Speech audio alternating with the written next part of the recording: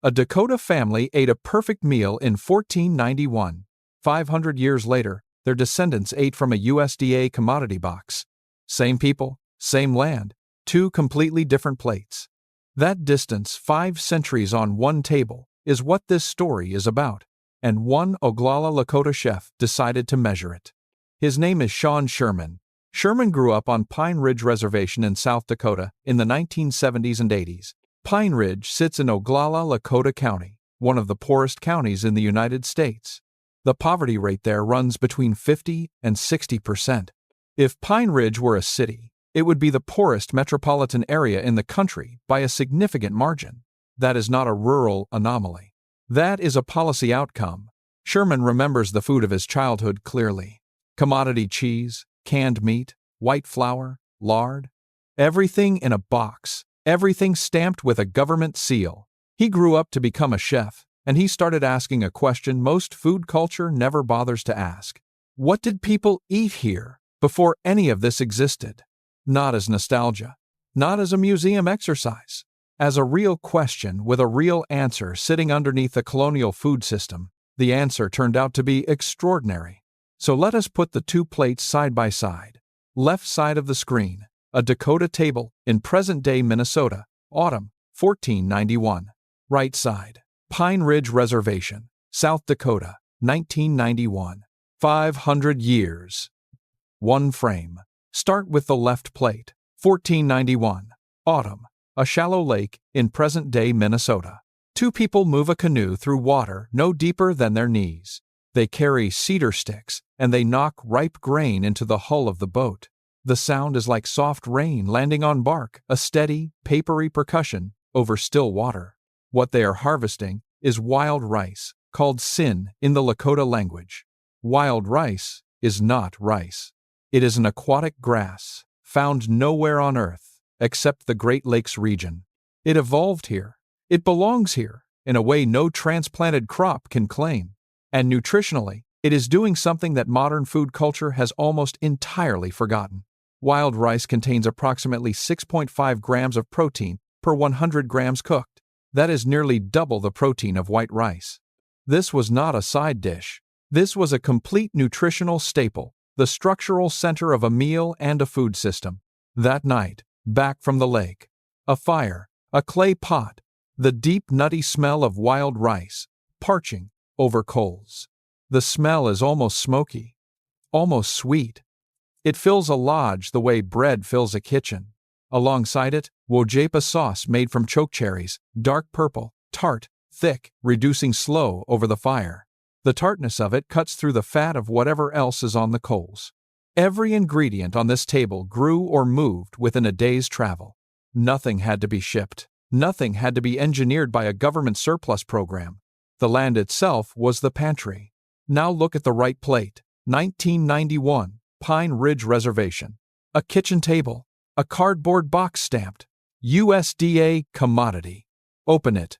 Inside, a brick of bright orange processed cheese, white flour in a paper sack, a tin of canned meat, hydrogenated lard.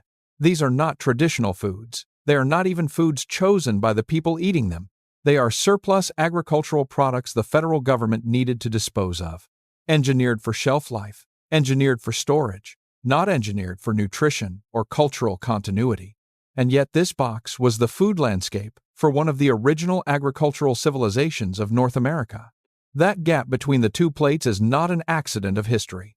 It was constructed, piece by piece, over 130 years of specific federal policy. To understand how you get from the left plate to the right plate, you need to follow the timeline. Before any of that timeline begins, look at one more thing on the left plate. Pemmican. Pemmican is a Cree word, but the technology spread across Plains nations for thousands of years before European contact. It is dried bison meat, pounded fine, mixed with rendered fat and dried chokecherries pressed into a dense cake. Eat one piece, and you have fat for sustained energy, protein for muscle, and vitamin C from the berries to prevent scurvy. It requires no refrigeration. It is shelf-stable for years. European fur traders and Arctic explorers adopted it later precisely because nothing they brought from Europe performed as well. That is the thing about the left plate. It did not need to be improved. It had been refined over thousands of years. The people eating it were not primitive. They were operating a food system of extraordinary sophistication. And then there is the garden behind the camp, the Three Sisters. Corn, beans, squash, planted together in a mound system. If you look at this and think, how convenient that these three plants happen to grow well together, stop. This is not a coincidence. This is engineering. The corn stalk grows tall and gives the bean vine something to climb. The bean vine fixes atmospheric nitrogen directly into the soil, fertilizing the corn. The squash spreads wide along the ground, its leaves shading the soil, holding moisture, suppressing weeds. 3 plants. 3 problems solved simultaneously. 0 external inputs required. This polyculture system was developed over approximately 3,500 years of selective cultivation in Mesoamerica. Jane Mount Pleasant, a Tuscarora researcher at Cornell University, has documented this system's nitrogen cycle in peer-reviewed journals. It is not folklore, it is agronomy. And it was thriving across River Valley Gardens in present-day Minnesota and the Great Plains in 1491. Now here is the breadcrumb the history textbooks skip past. The transition between these 2 plates did not take 500 years. It took about 40. By the 1850s, the Dakota people had lived alongside the Mississippi River for thousands of years. They called the falls at what is now Minneapolis Owamni-Omni, a name that predates the city by centuries. In 1851, 2 treaties, the Treaty of Mendota and the Treaty of Traverse des Sioux, were signed. What those treaties transferred? Approximately 24 million acres of Minnesota land.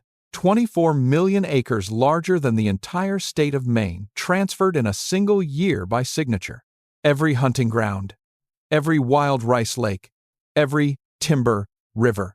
What the Dakota received in exchange: a strip of land 10 miles wide along the Minnesota River and promises of annuity food payments. The annuity payments arrived late, or spoiled, or did not arrive at all. By 1862, the Dakota were starving. A government-appointed trader named Andrew Myrick controlled access to credit for food at the agency store. When Dakota leaders came to him asking for food on credit, Myrick said something that was recorded and survived. He said, "Let them eat grass. Let them eat grass." He was later found dead on the battlefield. His mouth was reportedly stuffed with grass. The U.S. Dakota War of 1862 followed a direct consequence of starvation after treaty betrayal. The aftermath: 38 Dakota men hanged in Mankato, Minnesota, on December 26, 1862. That is the largest mass execution in United States history, larger than any other single hanging event in the country's record. The remaining Dakota people were expelled from Minnesota entirely. Their remaining food territory, gone. But the final removal, the one that broke the food system at its root, happened on the plains. Before 1850, an estimated 30 to 60 million bison roamed the Great Plains. 30 to 60 million animals, roughly equal to the combined human population of California, Texas, Florida, and New York today. By approximately 1890, the number was fewer than 1,000, from 30 to 60 million animals to fewer than 1,000 within a single human generation. That is the equivalent of reducing every wild salmon in the Pacific Northwest to a single school of fish. The bison was not merely food for the Lakota and Dakota people. It was protein. It was fat for cooking. It was hide for shelter. It was the calendar. Its seasonal movements organized the year. When the bison went, the calendar went with it. The protein on the left plate, the pemmican, the dried meat, the rendered fat, had been replaced by a tin of canned government meat. Think of the pre-colonial Dakota food system as a living library. Every plant, every preparation technique, every harvest method, every preservation technology. A book. The U.S. government did not just burn the books. It replaced the library with a vending machine stocked with commodity lard and white flour. And then, and this is the part that requires a moment to absorb it, called the vending machine traditional. Fry bread. You have seen it at powwows. You may have eaten it. You may have heard it called a traditional native food. It is not. Fry bread was born from a forced march. In 1864, the U.S. government relocated the Navajo the Dene on what is known as the Long Walk. They were marched to Bosque Redondo, New Mexico, and held there. The government issued rations: white flour, lard, salt, baking powder. That was it. That was the ingredient list. The Dene mixed the flour with the lard and the salt, shaped it, dropped it in hot fat, and made something edible. Fry bread is a survival technology. It is a culinary record of what a people could make when everything else was taken. It tastes like resilience. It smells like grief. Both things are true at the same time. Sherman addresses this directly in his writing. Fry bread is not where the food story begins. It is where the food story was interrupted. But what came next, the part nobody teaches in food history, is still ahead. Let us stay with that right plate a little longer, because the commodity food system did not arrive as punishment in a single moment.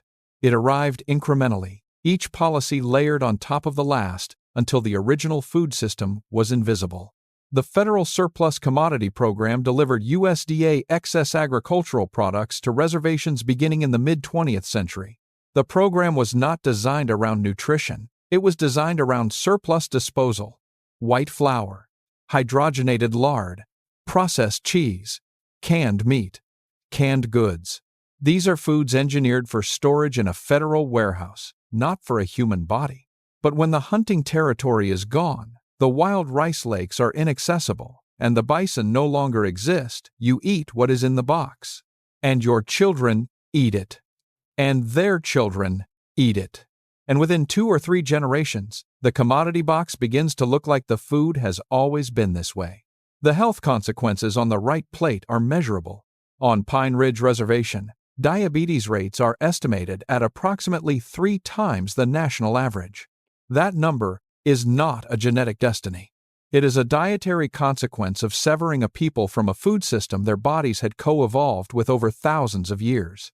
Wild rice, bison, prairie turnip, chokecherries, squash, corn, beans, replaced with white flour, hydrogenated fat, processed cheese, and canned meat in approximately 40 years.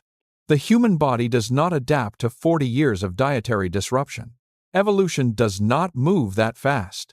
And here is where the comparison between the two plates becomes genuinely hard to sit with. The left plate 1491 was not nutritionally deficient. Wild rice, with nearly double the protein of white rice.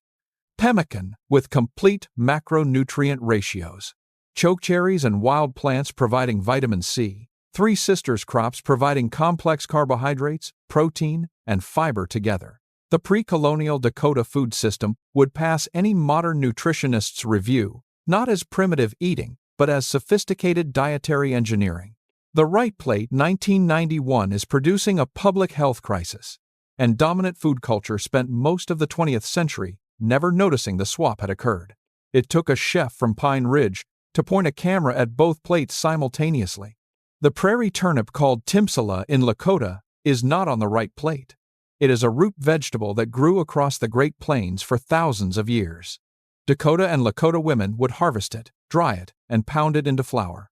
A flour made from a plant that required no farming, no import, no government program. The land grew it. The knowledge of where to find it and how to process it was passed from women to daughters over generations. That knowledge chain broke not because the prairie turnip disappeared, but because the people were removed from the land where it grew. Separation from land and separation from food knowledge are the same act. This is where the evidence gets harder to ignore. By the time Sherman was growing up on Pine Ridge in the 1970s and 80s, the severance was 2 or 3 generations deep. Commodity cheese had been a staple for decades. The original food system was not dead, but it was not on the table. The knowledge existed in elders, in ethnobotanical records, in the land itself. But the land access, the hunting rights, the gathering territories had been systematically dismantled. You cannot revive a food system if you cannot access the ecosystem it grew from. This is why Sherman does not frame what he does as cooking. He frames it as food sovereignty, the right of a people to define, grow, prepare, and eat food that belongs to their own culture and history. Food sovereignty is political. Food is political. The commodity box was a political act. The empty plate was a political act.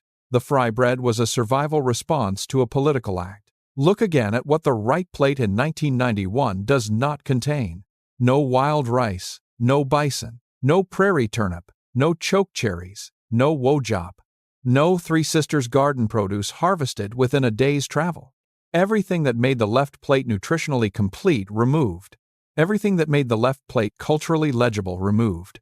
What remains is a plate that feeds a body just enough to survive while telling that body nothing about who it is or where it comes from. Sherman has written about this directly. He says, and this is the line that reframes everything, listen, our food is not just about sustenance, it's about our identity, our culture, our history, and our connection to the land. Identity, culture, history, connection to the land, all four severed when the food system was severed. The commodity box did not just change what Dakota and Lakota people ate. It changed what they could remember about themselves through food. And memory encoded in food, in smell, in preparation method, in the act of harvesting together, is not stored in books. It lives in hands, in kitchens, in the knowledge of where the plant grows and when. Break the food chain, and you break the memory chain simultaneously. The timeline accelerates here, and it is important to feel the speed of it. 1851, 24 million acres gone by signature. 1862, expelled from Minnesota. 1864, the Dene Long Walk fry bread, born from ration flour. 1890, bison gone. Fewer than 1,000 animals from 60 million. That is 39 years. From a complete, sophisticated, diverse, nutritionally excellent food system to near total dependency on federal commodity distribution in 39 years. One person born in 1851 could have lived to see the entire arc. Born harvesting wild rice on a Minnesota lake, died eating canned meat from a government tin. One lifetime. But the most revealing part of this story is still ahead. Minneapolis, Minnesota, 2021. A building sits on the west bank of the Mississippi River, beside the falls the Dakota people called Owamni long before a city existed on either bank. A restaurant opens. It is called Owamni, named for the falls. Its menu contains 0 European colonial ingredients. No wheat flour, no dairy, no cane sugar, no beef from European cattle breeds. Every dish on the menu traces to foods that existed in the upper Midwest before 1492. The chef is Sean Sherman, Oglala, Lakota, raised on commodity cheese at Pine Ridge. He has come back to the river with the left plate. A plate goes out from the Owamni kitchen. Cedar braised bison, wild rice, roasted squash, with sumac. The sumac has a sour brightness, a flavor that cuts through fat the way European cooks use lemon, except sumac has grown in this region for thousands of years. No butter to finish the bison, no wheat flour to thicken the sauce. The techniques are as pre-colonial as the ingredients. The plate going out from Owamni's kitchen in 2021 is older than the city surrounding it by roughly 5 centuries. Owamni sits at a site the Dakota consider sacred land they have lived alongside for thousands of years. To open an Indigenous restaurant on that specific ground is not just a business decision, it is a reclamation. Indigenous food returned to Indigenous land, named by the name those lands have always carried. The city, built on top of that history, did not erase the name. The falls are still Owamni. The restaurant says so on the door. Now step back from Owamni and look at the scale of what Sherman is doing. In 2014, he launched the Sioux Chef catering business in Minneapolis. The menu: wild rice, cedar, sumac, wojap, bison, walleye, maple, foraged plants. 0 imported colonial ingredients. He was not just cooking, he was reconstructing a food vocabulary that had been suppressed for over a century. Every item on that menu is a word in a language the commodity box tried to make people forget. In 2017, Sherman and Dana Thompson co-founded the Indigenous Food Lab in Minneapolis. It operates as a non-profit. Its mission: workforce training in Indigenous food systems, business development, and food sovereignty for Native community members. The Food Lab treats traditional food not as nostalgia, not as a museum exhibit, but as economic infrastructure. Food sovereignty as a jobs program, as a health intervention, as a cultural continuity project, all in the same building. Sherman is rebuilding the library one dish, one technique, one trained cook at a time. He is not alone in this. Crystal Wapapa, Kickapoo Nation, opened Wapapa's Kitchen in Oakland, California, built on the same principle, pre-colonial indigenous ingredients as the baseline, not the exception. Brian Yazzie, Dene, works as a chef advocate for indigenous food sovereignty in the Twin Cities. Together, Sherman, Wapapa, Yazzie, and others represent what is now a documented movement. Its core argument is this: traditional food is not a historical artifact. It is political resistance. It is cultural continuity. It is healthcare. It is economics. It is the left plate refusing to disappear. Look at the two plates one more time. 1491, wild rice harvested by canoe, pemmican with complete nutritional ratios. Three Sisters garden producing without synthetic fertilizer. Wojape, reducing over a fire with a tartness that cuts clean on the tongue. 1991, commodity flour, hydrogenated lard, orange processed cheese, a tin of canned meat, and a diabetes rate 3 times the national average. Same people, same river. 500 years. The right plate was not what they chose. It was what remained after everything was taken. Food culture, the world of restaurants, cookbooks, culinary television, has a problem with baselines. It always assumes the European pantry is the neutral starting point. Butter, wheat flour, refined sugar, beef. These are treated as ingredients that simply exist as though they arrived on the continent from nowhere. They did not arrive from nowhere.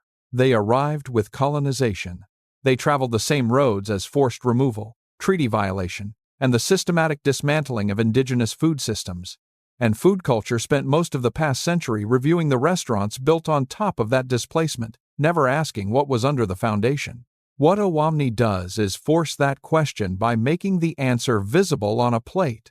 If a kitchen in Minneapolis in 2021 can serve a complete, sophisticated, nutritionally dense meal using 0 European colonial ingredients, then the European pantry was never necessary here. It was imposed. That is not a small distinction. That is the entire argument. The Three Sisters garden is still an act of engineering, not coincidence, when you plant it today. Corn stalks still give bean vines something to climb. Beans still fix nitrogen. Squash leaves still shade the ground. 3,500 years of agricultural science do not become obsolete because a government decided to replace them with a commodity box. The pemmican technology is still nutritionally complete: fat, protein, vitamin C, shelf-stable without refrigeration. The European Arctic explorers who adopted it in the 19th century understood that. Wild rice is still growing in the Great Lakes region, still containing nearly double the protein of white rice. It did not wait, it stayed. The left plate did not disappear. The knowledge went underground. Elders held it. Ethnobotanists recorded it. And the plants themselves, the aquatic grass, the prairie turnip, the chokecherry, kept growing. The land held the library, even when the people were removed from the land. Sherman grew up eating from the right plate: orange processed cheese, commodity canned meat, white flour mixed into fry bread over a hot pan. He became a chef and spent years cooking in the mainstream culinary world: European techniques, European ingredients, European pantry. And then he turned around and looked at where he was standing. He was standing in the upper Midwest, one of the most biodiverse food landscapes on the continent. Wild rice lakes within driving distance. Bison herds being restored on tribal lands. Prairie turnips still growing in the ground. The library was damaged. It was not destroyed. Food culture needs a new baseline. Not as a correction to European cooking, but as an acknowledgement that indigenous food systems were never primitive. They were complete. The split-screen comparison does not end in 1491 versus 1991. It ends at 2021, when a restaurant opened on the bank of a river that was always called Owamni Omni, and sent out a plate of cedar-braised bison and wild rice that was 500 years more sophisticated than anything around it. There are 574 federally recognized tribes in the United States. Each one carried a food system. Each food system is a library. Owamni is one library opening its doors. 573 more are waiting. What Owamni does is force that question by making the answer visible on a plate. If a kitchen in Minneapolis in 2021 can serve a complete, sophisticated, nutritionally dense meal using 0 European colonial ingredients, then the European pantry was never necessary here. It ends at 2021, when a restaurant opened on the bank of a river that was always called Owamni Omni, and sent out a plate of cedar-braised bison and wild rice that was 500 years more sophisticated than anything around it.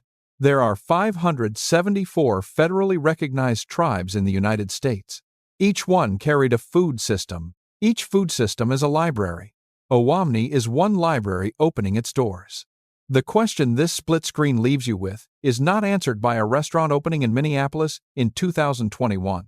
The question is, how many food systems are still waiting to come home? 574. Count them.